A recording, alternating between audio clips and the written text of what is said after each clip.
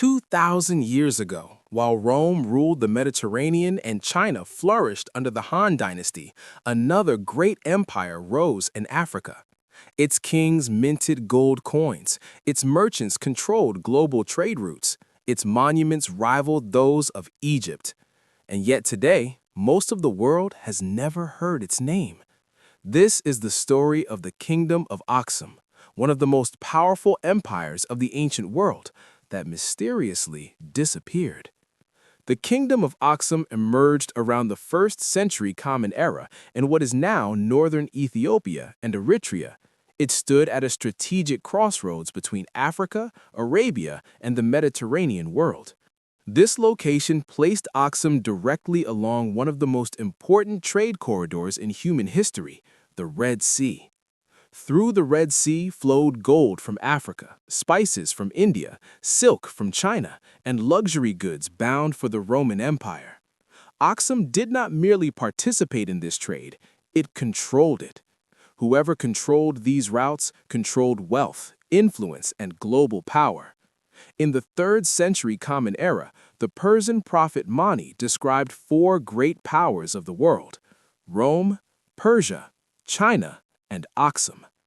This was not symbolic praise, it was a recognition of Aksum's real political and economic strength.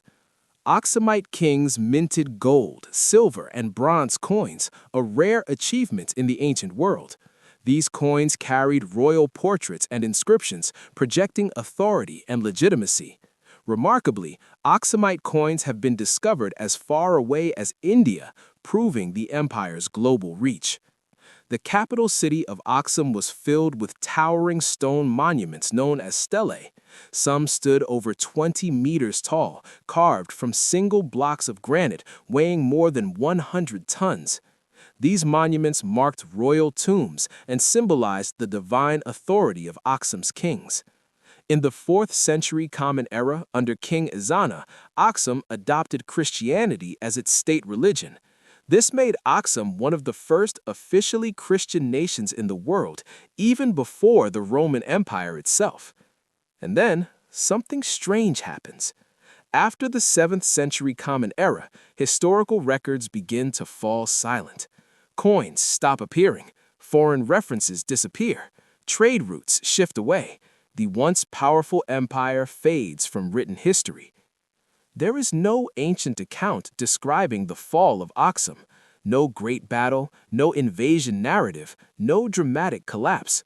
Archaeology shows decline, but not destruction. The mystery remains. How does an empire simply vanish? One explanation focuses on trade.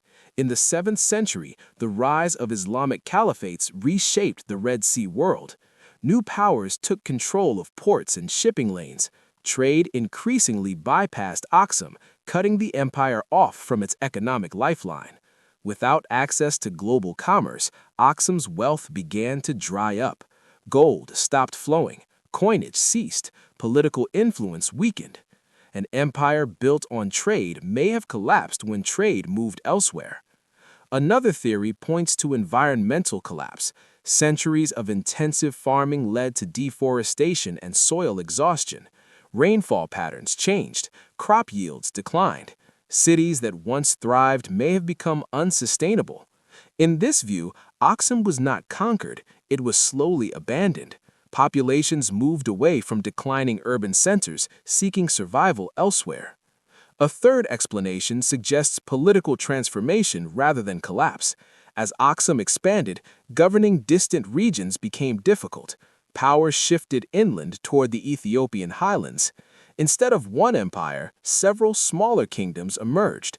Aksum may not have fallen at all. It may have transformed, its identity absorbed into later Ethiopian civilization, culture, and faith. The Kingdom of Aksum did not vanish in flames or conquest. It faded quietly, leaving behind monuments, traditions, and unanswered questions. It was an African empire that rivaled Rome, shaped global trade, and helped define early Christianity. Because sometimes, history's greatest mysteries are not how empires fall, but how they are forgotten.